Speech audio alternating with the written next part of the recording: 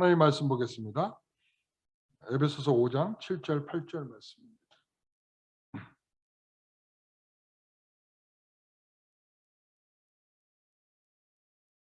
에베소서 5장 7절에 8절입니다. 제가 읽겠습니다. 그러므로 그들과 함께하는 자가 되지 말라. 너희가 전에는 어둠이더니 이제는 주 안에서 빛이라. 빛의 자녀들처럼 행하라. 아멘. 오늘 말씀은 빛의 자녀들처럼 행하라 라고 하는 제목으로 말씀을 함께 나누겠습니다. 요즘에 1, 2, 3, 4부 예배를 드리다 보니까 4부 예배가 제일 마음이 안정이 돼요. 1, 2, 3부는 마음이 바빠가지고 그러면서도 빨리 끝내지도 못하면서도 마음이 바쁘더라고요. 4부는 제가 좀 편안한 마음으로 할 수 있을 것 같습니다. 우리 4부에 오신 성도 여러분 정신 똑바로 차리고 함께 말씀을 우리가 듣고 전하도록 하죠. 자, 우리는 에베소 4장이 시작되면서부터 우리에 대한 정체성에 대한 문제를 분명하게 하고 있습니다. 바울은 우리에 대한 정체성, 우리는 교회라고 하는 하나라는 공동체를 가지고 있는 정체성을 갖고 있다는 거예요. 그러니까 우리가 그리스도 안에서 하나가 되는 것, 성령이 우리에게 하나 되게 하신 것을 힘쓰는 것, 이 모든 것들이 우리의 공동체의 사명이고 또 하나님 우리에게 주신 방향이다. 자, 그리고 우리가 옛사람의 옷을 벗고 새 사람의 옷을 입은 사람들이다. 5장 1절에 보면 우리는 그 하나님을 본받는 자다. 그렇게 말했습니다. 그리고 이제는 새로운 정체성으로 빛의 자녀라 이렇게 말하고 있습니다. 우리를 빛의 자녀라고 부르고 있습니다. 새로운 정체성이죠. 자, 그래서 우리는 빛의 자녀들처럼 행하라. 오늘 말씀, 오늘 본문 안에서 그 말씀을 우리가 좀 더 깊이 보면서 말씀을 살피도록 하겠습니다. 빛에 반응하는 것을 주광성이라고 부릅니다. 주광성. 그래서 해바라기나 불나방처럼 빛을 향하여 막 달겨들거나 향하는 것을 양성주광성. 그러니까 플러스예요. 플러스. 그러니까 빛을 향해서 막 움직여가는 거예요. 따라가고 들어가고 막 이런 거. 그러나 빛의 반대로 빛만 보면 숨고 빛만 보면 도망치는 것들이 있어요. 이런 걸 가리켜서 음성 주광성. 그러니까 빛에 대하여 음성으로서 반응한다는 거예요. 음성으로. 그래서 오늘 우리들에게 이런 말씀을 불나방처럼 자기도 모르는 채로 빛을 향하여 나아가는 양성 주광성이 있지만 지렁이처럼 자기를 빛만 보면 숨어버리고 땅속으로 숨어버리는 음성 주광성이 있다. 여러분 우리는 어떤 사람일까요? 우리는 음성이에요? 양성이에요? 음성입니까? 양성입니까? 우리는 빛만 보면 도망치는 음성입니까? 아니면 빛만 보면 달겨드는 우리는 양성입니까? 우리는 양성이죠. 우리는 양성. 우리 예수님께서 세상의 빛이라고 하셨습니다. 그리고는 주님이 세상에 오셔서 빛으로 이 땅에 오셨지만 어둠이 깨닫지 못했다고 했습니다. 빛이 와도 어둠이 깨닫지 못해요. 세상에 빛으로 오셨지만 또한 어둠을 빛보다 더 사랑하네요. 음성주광성이에요. 빛이 와도 빛을 알아볼 수도 없고 빛이 와도 빛을 좋아할 수 없는 이 안타까운 현상. 하나님은 우리에게 빛이신 예수님께 반응할 수 있도록 은혜를 주셨습니다. 그 은혜가 아니었으면 우리가 어떻게 빛에 반응할 수 있겠습니까? 우리는 깨우치거나 우리 스스로 알아서 우리가 모두 주님께 온 자들은 하나도 없습니다. 주님께서 우리를 찾아오셔서 우리를 깨우쳐 주시고 우리에게 은혜를 주셔서 그분을 향할 수 있는 빛을 향하여 나갈 수 있는 그런 은혜를 주신 것이죠. 여러분 그 대표적인 예로 우리는 바울이라는 사람을 알고 있지 않습니까? 바울은 어떤 사람이었습니까? 전적으로 예수를 부정하던 자였습니다. 예수를 믿는 자들을 잡으러 다녔고요. 그 잡아서 자신의 업적을 세워서 출세하려는 사람이 누구였다고요? 바울이었습니다. 그런 바울이 다메섹에 있을 때 예수님이 찾아오셨습니다. 사울아 사울아 어찌 나를 핍박하니? 누구십니까? 네가 핍박하는 예수라. 그럴 때에 그에게 뭐가 있었다라고 말하냐면 그를 둘러서 빛이 있었다라고 말합니다. 그는 드디어 그 빛을 보게 되었습니다. 주님이 찾아와 주셔서 주님이 그를 설득하시고 그에게 은혜를 주셔서 그에게 그 빛을 알아볼 수 있는 은혜를 주셨다는 것이죠. 여러분, 이것이 은혜죠. 그 은혜는 빛으로 오신 주님에게 반응하는 것입니다. 이제 이 바울은 불나방이 됐습니다. 전에는 열심히 빛을 반대지고 등을 지고 도망치던 그런 인생이었는데 이제는 빛을 향하여 나가는 불나방이 됐습니다.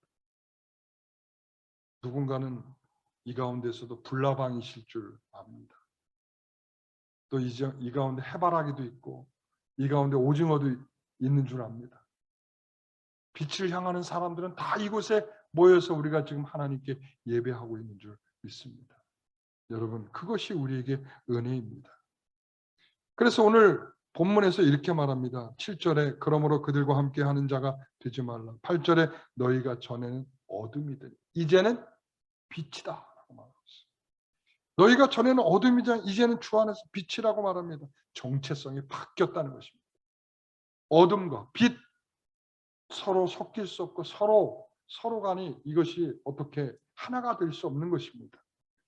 이제 우리는 빛으로 주님을 알지 못하는 자들과 그리고 또한 주님의 가르침에 불순종하는 자들과 함께 할 수 없는 자들이 됐습니다. 7절에 그렇게 말하는 거예요. 그들과 함께하는 자가 되지 말라 이렇게 말했어요. 근데 여러분 생각해보면 가족 안에도 불신자가 있어요 없어요? 가족 안에도 있잖아요. 우리 옆집에 사는 아주머니 여전히 불신자일 수 있죠. 그리고 우리가 직장에 가면 만나는 그 선생님 다 모일 수 있어요. 불신자일 수 있죠. 그러면 우리가 같이 하지 말라면 우리는 어떻게 해서 외딴 섬에 가서 혼자 살아야 되나요? 어떻게 해야 되나요? 여기서 말하는 것은 그들이 가지고 있는 사고방식, 그들이 가지고 살아가는 그런 방식을 살지 말라는 거예요. 우리는 완전히 바뀌었다는 거예요. 확실한 변화가 있다는 것입니다. 그래서 4장 22절에 보면 너희는 유혹의 욕심을 따라 썩어져가는 구습을 쫓는 옛사람의 모습을 벗어버리고 24절 하나님을 따라 의와 진리의 거룩함으로 지으심을 받은 새 사람의 옷을 입으라. 완전히 바뀌어버려. 완전히. 어둠과 빛은 서로 다른 영역이라는 것을 말하는 서로 다른 영역.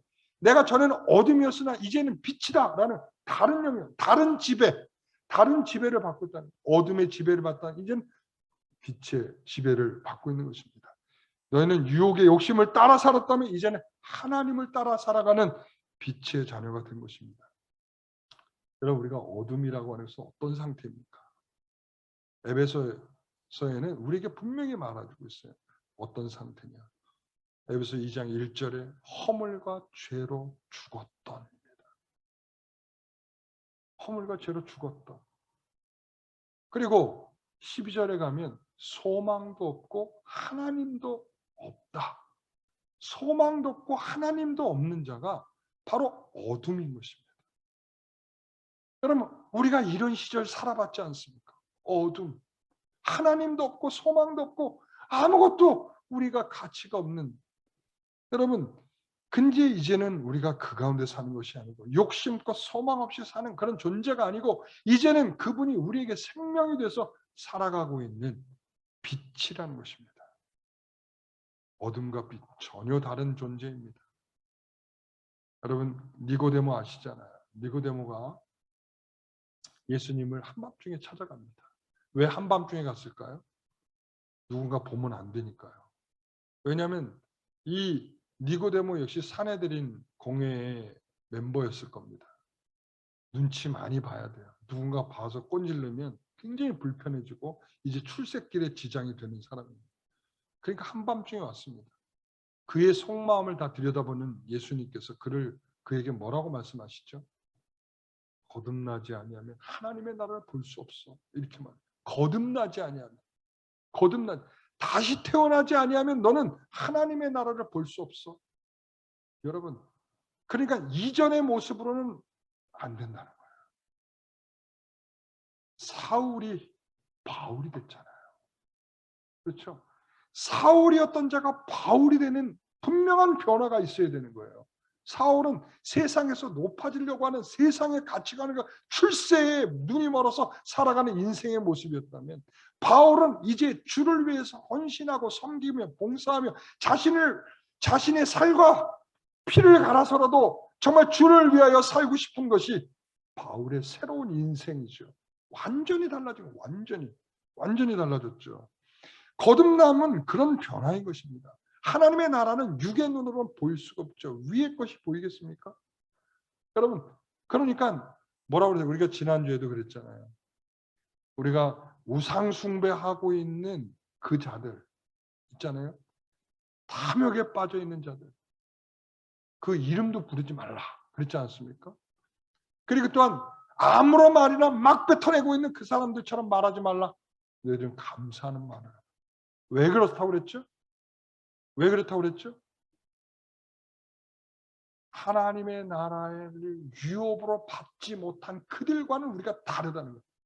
우리가 그렇게 말하지 않는 이유, 우리가 감사의 말을 하는 이유는, 왜 그런 가치관을 살지 않는 이유는, 우리는 하나님의 나라를 유업으로 받은 자들이기 때문에, 하나님의 나라가 보이는 자들이에요. 하나님의 나라가 보이는데 우리가 그 나라의 가치관으로 살 수밖에 없지 않겠습니까? 거듭남과 같은 그런 변화가 일어나는 것이 바로 어둠과 빛인 것입니다. 여러분, 우리가 그러잖아요. 제가 아침에 새벽 예배가 끝나고 나면 집에 가서 모닝 와이드를 봅니다. 1부, 2부 보고 나면 이제 1부, 2부는 뉴스고요. 3부는 이제 그 뭐 여러 가지 뭐 정보 뭐 이런 것들입니다. 그쯤 되면 제가 이제 3부를 시작할 때는 제가 밥을 먹습니다. 여러분, 앞으로 모닝 와이드 3부가 시작할 쯤 되면 목사가 밥을 먹겠구나, 이렇게 생각하시면 됩니다. 그러니까 그때쯤 제가 이제 밥을 먹으면서 이제 조금 TV를 보고 그러면서 이제 씻고 나오는데, 그때 항상 이 3부가 끝날 때쯤 나오는 코너가 뭐냐면 이 건강 코너예요. 건강 코너. 그러면서 예전에는 내가 이렇게 비만한 사람이었는데 지금 이렇게 정말 건강한 몸이 됐습니다. 그렇죠. 근데 이러면서 거기에서 보면 내가 그러면서 요즘 히소스를 먹고 있습니다. 히소스. 그래서 옆에 방송 어딘가에서는 뭘 하고 있냐면 분명히 히소스 팔고 있는 거야. 작전 좋더라고요. 맨 처음에는 우연인 줄 알았어요. 근데 보니까 여기서 히소스를 이야기를 하면 저쪽에서 히소스 팔고 있고, 여기서 무슨 오일을 얘기하면 저쪽에서 오일을 팔고 있고, 이 사람들이 이게 작전이었구나. 서로 간에 이게 방송사도 같지 않은 사람들이 서로 간에 이게 돈 받고 하는 일이구나. 알았죠. 근데 그게 중요한 게 아니고, 그 사람이 35kg를 뺀 사람이 그런 말을 하더라고요. 제가 35kg를 뺐습니다. 근데 말이죠, 제가 전에는 비만했을 때는 말이죠, 아무 의욕도 없습니다. 맨날 침대에 누워서 뒹굴거리고 있었고, 누구를 만나고 싶지도 않고, 그리고는 맨날 인스턴트 식품을 먹으면서 또 다시 침대와 한 몸이 돼서 그렇게 살았습니다. 그런데 지금은 있죠, 제가 얼마나 지금 활력이 넘치는지 몰라요. 제가 목표가 있습니다. 피트니스 대회에 나가서 1등 하는 겁니다. 제 목표가 있단 말이죠. 열심히 제가 운동하고 있습니다. 이제는 사람 만나는 즐거움이 완전히 다. 그 사람이 그 사람 맞습니까? 전에 비만했던 그 사람이 이 사람 맞습니까? 맞죠. 같은 사람인데 그 사람이 뭐라고 말해요? 제가 이제 새 사람이 되었어요. 똑같은 사람인데 생각도 다르고 사는 방식도 다르고 그리고 스타일도 다르고 완전히 달라요. 이게 바로 거듭남이에요. 거듭남은 이전의 모습과 똑같은 모습을 갖고 있어도 완전히 다른 모습을 우리가 살아가는 것이죠. 그가 빛과 어둠인 거예요. 그 변화는 어떻게 일어납니까? 어둠에서 빛으로 변하게 되는 것은 어떻게 변하는 겁니까? 우리가 열심을 내면 됩니까? 아니죠. 그 변화는 주 안에서입니다. 주 안에서. 그 변화는 주 안에서 얻게 된 것입니다. 우리가 사도 바울이 어떻게 구원을 받습니까? 예수 그리스도께서 너에게 접붙임이 되면 구원을 받는다. 접붙임. 돌감람나무가 있는데 돌감람나무에다가 참감람나무를 딱 접붙이면 이제 참감람나무가 되는 거죠. 열매를 맺을 수 없었던 감람나무에서 이제부터 열매를 맺게 되는 거예요. 저희 집에 있잖아요. 감나무가 있었어요, 옛날에. 저희 집이 마당이 넓은 집이었었거든요. 그래서 그 감나무에서 맨날 이 감이 열렸다가 요만한 게 열렸다가 뚝 떨어지고 뚝 떨어지고. 아니 왜 우리 집 감나무는 맨날 이렇게 형편없이 이렇게 알맹이가 떨어질까? 옆집 감나무는 실하게, 그리고 점점점 가을이 지나고 막 이러면서부터는 잎사귀 다 떨어지고 나면 그 빨간 주황색의 이 감만 이렇게 매달려 있잖아요. 그때 보면 더 승질 나더라고요. 왜 저기는 저렇게 달려 있는데 왜 우리는 없는가? 몰랐어요. 아버지가 돌아가시고 난 다음에 어머니의 명령에 따라서 집에 있는 나무를 다 베버려라. 그래서 다 베버렸죠. 그러니까 왜 그런지 몰랐어요. 이제 나중에 알고 보니까 접붙였어야 되는, 접붙였더라면 거기서 우리도 감나무에 감을 먹을 수 있었을 텐데. 그러니까 접붙여지지 않으면 그렇게 결국은 뭐냐면 똑같은 나무라도 열매를 맺을 수 없다는 거예요. 우리가 똑같은 사람이어도 그분이 우리와 함께 계시지 않으면, 접붙임되지 않으면 우리는 누구도 열매를 맺을 수 있는 구원받는 성도가 될 수 없다는 말이죠. 주 안에서 빛이라 라고 말하는 것은 우리는 그 안에서만 빛이 될 수 있는 거예요. 주님이 우리 안에 계실 때만 빛이 될 수 있는 것입니다. 하나님은 빛이시고 예수님도 세상의 빛이십니다. 그러므로 너희는 빛의 아들들이요 빛의 낮의 아들들이라. 여러분, 그래서 이제는 우리가 더 이상 바퀴벌레처럼 불이 다 켜지면 도망가는 사람들이 아니에요. 여러분, 우리 교회 요즘에 바퀴벌레가 손가락 2마디만한 것들이 자꾸 돌아다녀서 제가 깜짝깜짝 놀래요. 문을 열고 불을 켜는 순간에 갑자기 얘네들이 딱 멈춰요. 움직이지 못해. 신기하대요. 그리고 난 조금 있다가 막 달려가요. 그러니까 걔가 움직이기 전에 빨리 잡아야 돼. 여러분, 여러분 바퀴벌레 약 사다가 어떻게 해야 되는데. 그러니까 바퀴벌레는 불이 켜지는 순간부터 도망가기 바쁜 인생들이에요. 지렁이는 땅을 파고 들어가기 바쁜 것입니다. 우리는 그런 자들이 이제 아니라는 거예요. 빛이라는 거예요. 할렐루야. 여러분 뭐라고요? 빛이라는 것입니다. 여러분 빛입니다. 빛. 제가 이렇게 말하니까 여러분들에서 번쩍번쩍 빛나시는 것 같아요. 그래서 두 번째는 우리에게 빛의 자녀처럼 행하라 이렇게 말합니다. 요한복음 8장 12절 말씀 같이 읽어보겠습니다. 예수께서 또 말씀하여 이르시되 나는 세상의 빛이니 나를 따르는 자는 어둠에 다니지 아니하고 생명의 빛을 얻으리라. 이제는 어둠에 다니지 아니하고 생명의 빛을 얻은 자로서 살아갑니다. 이제 우리는 어둠을 따라 살지 않고 빛을 따라 사는 생명의 빛을 얻은 자들입니다. 그래서 이제 나도 모르는 사이에 근육이 그쪽으로 움직여가는 거예요. 어느 쪽으로? 빛으로 말이죠. 여러분의 이제 앞으로 여러분의 근육이 그렇게 발달되도록 될 것입니다. 하나님을 따라 의와 진리의 거룩함으로 지으심을 받은 자녀로서 매일매일 우리의 행동에서 그 빛이신 그분이 반영돼 우리의 근육이 바뀌어갈 것입니다. 그분을 향하여 매일매일 말이죠. 자, 그래서 빛의 자녀처럼 행하라 라고 하는 것은 제가 여러분에게 간단하게 3가지로 소개를 하려고 합니다. 우리가 빛이고 빛의 자녀입니다. 빛의 자녀처럼 행하라 그랬으니까 어떻게 행해야 되느냐. 첫 번째는 하나님의 틀로 내 삶을 맞추는 것입니다. 하나님의 틀에 내 삶을 맞추는. 제가 지난번에 한번 말씀드렸죠. 그 틀은 뭡니까? 사랑입니다. 사랑. 요한일서 4장 7절부터 있는 말씀을 한번 보십시오. 사랑하는 자들아 우리가 서로 사랑하자. 사랑은 하나님께 속한 것이니 사랑하는 자마다 하나님을 알고 사랑하지 아니하는 자는 하나님을 알지 못하나니 하나님은 사랑이시라. 하나님은 사랑이시라. 그러니까 하나님은 사랑이시라고 말하는데 우리는 뭐여야 합니까? 하나님은 사랑이면 자녀인 우리는 뭐여야 합니까? 하나님이 사랑의 DNA를 가졌는데 우리는 어떤 DNA를 가졌? 우리가 미움의 DNA. 이게 맞아요?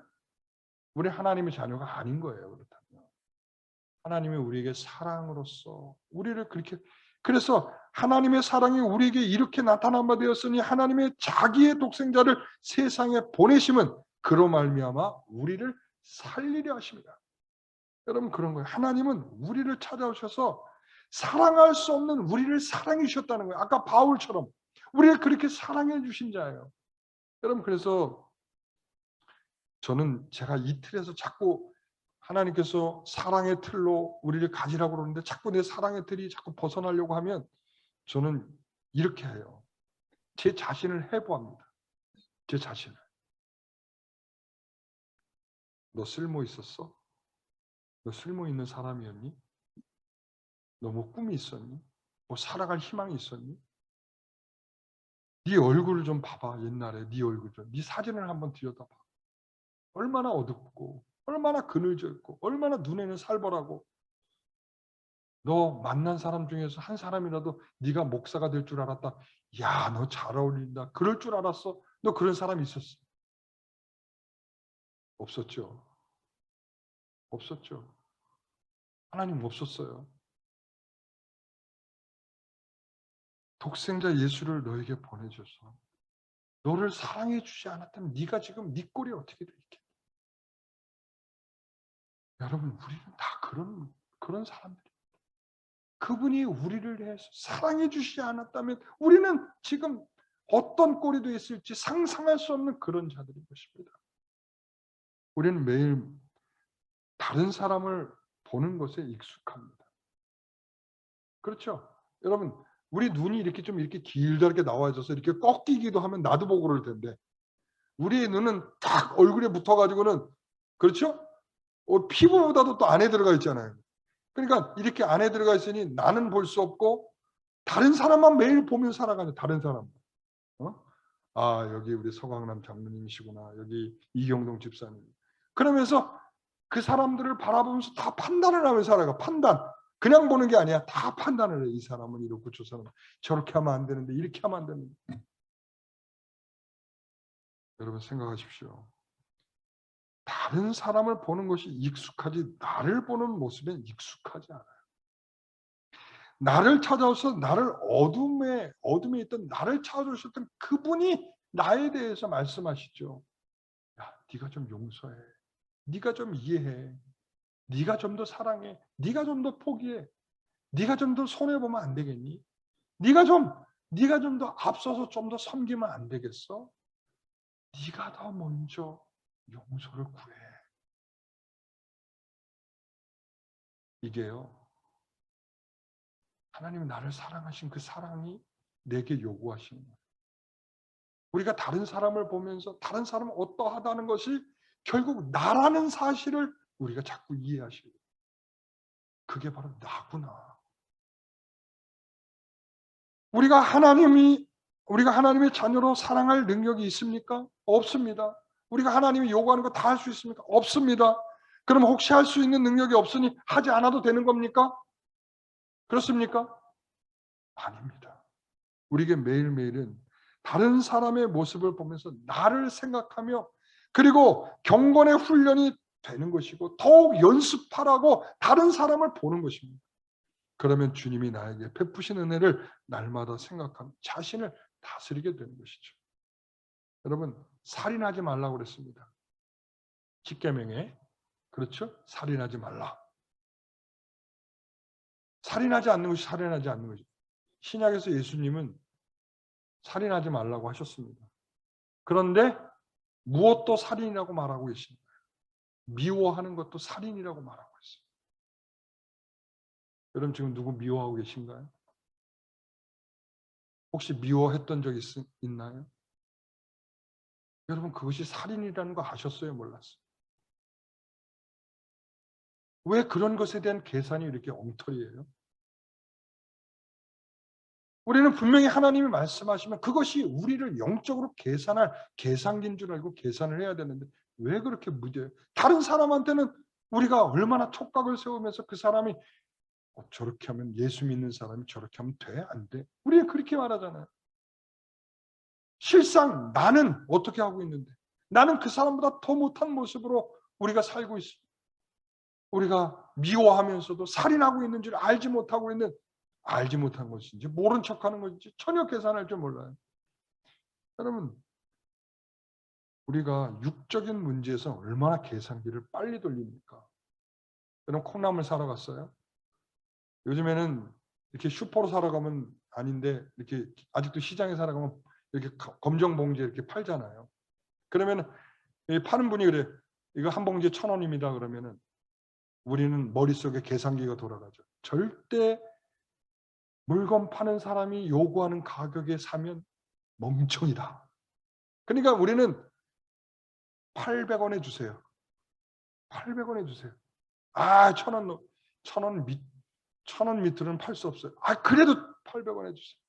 우리의 계산기는요, 세상에 대한 계산기는요, 우리는 이렇게 뭘 사고, 우리는 뭘 가지고, 우리가 세상에 살아가는 건 계산기가 얼마나 잘 돌아가는지 몰라요. 절대 틀리지도 않아요. 계산법은. 절대로 800원에 줄 때까지는 끝까지 흥정하면서 안 일어나죠. 그게 우리의 계산기예요.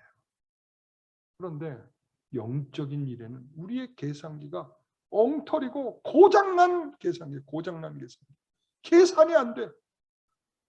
우리가 이 코로나19처럼 이런 영적으로 이렇게 우리에게 더 촉각을 세우도록 주시는 시대인데도 불구하고 우리의 신앙이 계산이 안 돼요. 계산이. 이렇게 하면 안 된다는 것을 알면서도 그것을 계산할 줄 몰라.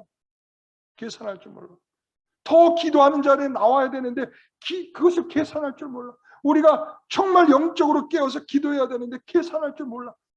우리의 계산법이 엉터리예요. 엉터리. 우리가 육적인 일에는 얼마나 빠꼼이고 얼마나 계산이 훌륭한지 모르는데 영적인 일만큼은 계산기가 엉터리예요. 그렇기 때문에 매일의 경건의 훈련이 없이 하나님께 예배를 드리고 있지 않습니까? 그러니까 말이죠. 우리가 매일매일 자신의 경건을 통해서 여러분 왜 우리가 주일의 예배를 주일날 드립니까? 하나님 왜 우리에게 주일날 드리라고 왜 첫날에 예배를 드리라고 했습니까? 여러분 우리가 기도도 드리고 그리고 우리가 찬송도 드리고 우리가 영광도 드리고 다 드려요. 헌금도 드리고 유일하게 하나님이 우리에게 선포하시고 우리에게 전하시는 것은 뭡니까? 하나님의 말씀이에요. 그래서 비중이 우리가 드리는 시간보다 우리에게 선포되는 말씀들의 비중이 더 큰 이유가 거기에 있는 거예요. 하나님의 말씀을 귀를 열고 들으라는 거예요. 들으면 그 말씀을 가지고 한 주간 살으라는 거예요. 그것이 매일매일 빛이신 예수님이 우리에게 자녀로 삼아주셨으니 그 빛이 우리에게 생명처럼 여기고 그 말씀이 우리에게 매일매일 살아서 적용되도록 우리에게 그렇게 살라는 것입니다. 주일 예배 드리고 나면 우리가 다 끝! 이렇게 된 신앙은 종교인입니다. 그건 신자가 아닙니다. 어느 순간부터 우리에게는 그런 계산법이 생겼죠. 우리가 주일날 예배 드리고 가면 끝이다. 우리는 이미 다 끝난 거다. 하나님이 이미 다 우리의 헌금도 받고 다 받았다. 위선적인 것이라. 우리가 매일매일의 예배가 없고 매일매일 산제사가 되지 않는 그 예배가 어찌하여 주일의 예배가 되겠습니까? 여러분 그래서 빛의 자녀는 바로 사랑의 틀로서 우리가 삶을 사는 것입니다. 두 번째는 빛의 자녀처럼 행하라는 것은 죄에 대해서 민감해지는 것입니다. 요한일서 1장 5절에 10절 말씀. 우리가 그에게서 듣고 너에게서 전하는 소식은 이것이니 곧 하나님은 빛이시냐. 그에게는 어둠이 조금도 없으시다는 것이니라. 그분에게 어둠이 조금도 없다는 거예요. 자, 그 다음에 만일 우리가 하나님과 사귐이 있다 하고 어둠에 행하면 거짓말을 하고 진리를 행하지 아니함이거니와 7절 그가 빛 가운데 계신 것 같이 우리도 빛 가운데 행하면 우리가 서로 사귐이 있고 그 아들 예수의 피가 우리를 모든 죄에서 깨끗게 하시. 보십시오. 그분은 빛이십니다. 빛이신 그분과 우리가 사귈 때 어둠은 없는 것입니다. 우리가 어둠 가운데 있다면 우리가 그분과 사귀고 있다는 것이 거짓인 것입니다.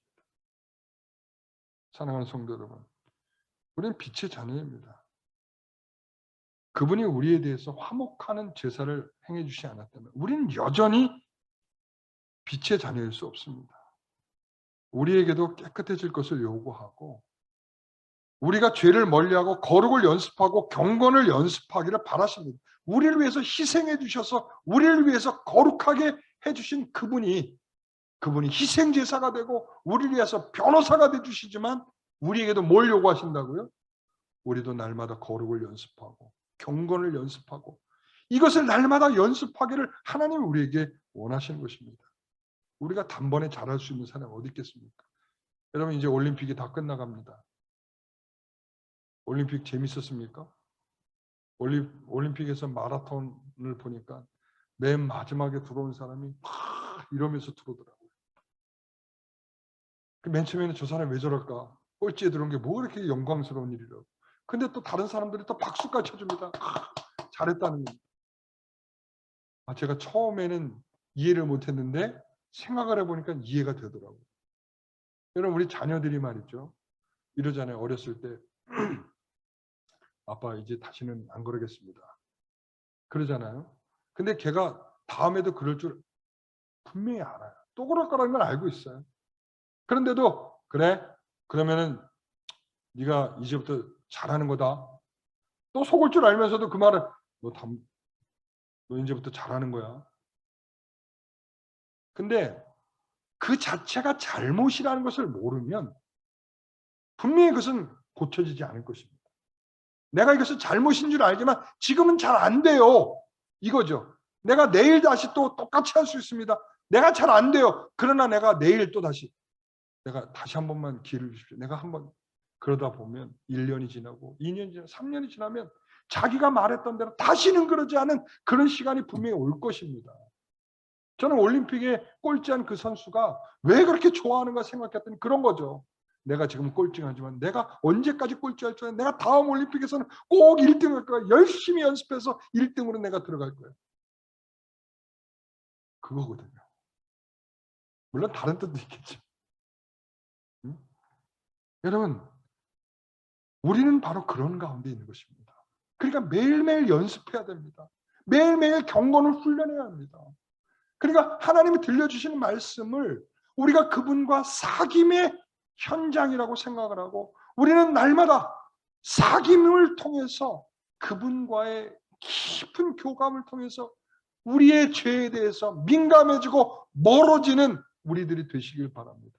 이게 바로 빛의 자녀로 행하는 것입니다. 너희 안에 착한 일을 시작하시니까 그리스도 예수의 날에 이루실 줄 믿습니다. 여러분 그분이 우리를 시작하지 않았습니까? 그러면 우리를 분명한 주의 자녀로서 완성된 모양을 그분이 만들어내실 겁니다. 여러분들은 뭐만 하면 돼요? 날마다 훈련하고 연습하면 되는 거예요. 근데 그거를 안 하면 어떻게 될까요? 1년이 가도 2년이 가도 10년이 가도 발전이 없는 거예요. 왜 우리 신앙이 똑같냐? 10년 전하고 변함이 없냐? 뭐 한 게 있어야지.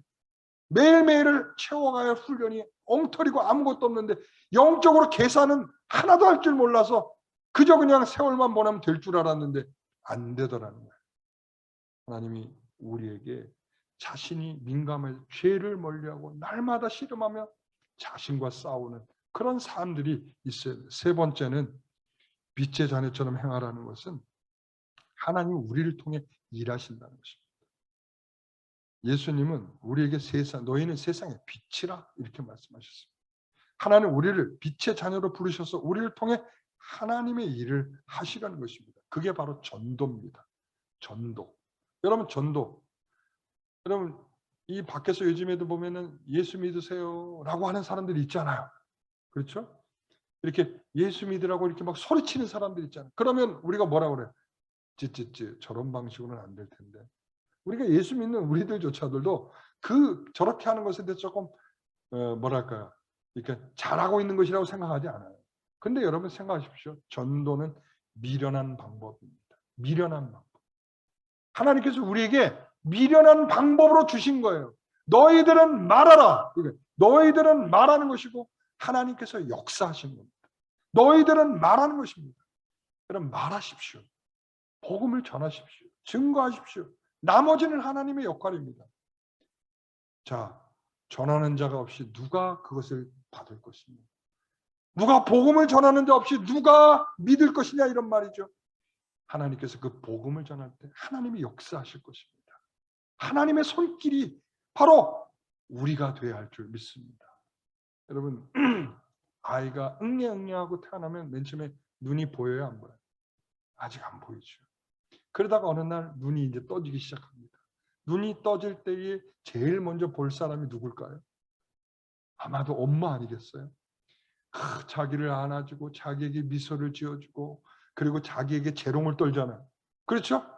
아이들이 재롱을 떠는 게 아니잖아요. 맨 처음에 엄마가 재롱을 떨잖아요. 아이 앞에 아이를 달래주고 안아주고 그리고 갈아달라고 그러면 갈아주고 먹여달라면 먹여주고. 그러니까 이 아이를 위해서 아이가 만나는 세상의 첫 모양은 누구냐면 엄마예요. 엄마의 따뜻함과 엄마의 사랑스러움과 엄마의 다정스러운 그 모습을 통해서 세상을 첫 만남을 하는 거예요. 우리가 빛의 자녀라고 하는 것은 이제 응애응애하면서 태어나게 될 새로운 영적인 그런 성도들에게 처음에 딱 만나면 처음에 딱 눈을 뜨면 보게 될 사람들이 바로 여러분들이라는 거예요. 여러분들. 근데 여러분들이 요즘에 안 되는 교회에 뭐 12가지 특징이 있다고 그러대요. 안 되는 교회 12가지 특징. 그 중에 하나가 뭐냐면 새로운 사람이 와도 절대로 적응하기 쉽지 않다. 이거예요. 그게 바로 안 되는 교회의 특징이 돼요. 12가지가 그 중에 제가 하나. 그러니까 딱 교회에 딱 들어섰는데 이제 응애하고 눈을 딱 뜨고서 딱 쳐다봤는데 인상 딱 찌푸리고 서 있는 성도를 딱 보는 거예요. 그 순간 교회는, 그 순간 하나님은, 그 순간 하나님의 나라는 그를 통해서 그렇게 보이는 거예요. 우리는 바로 그런 하나님의 일을 위하여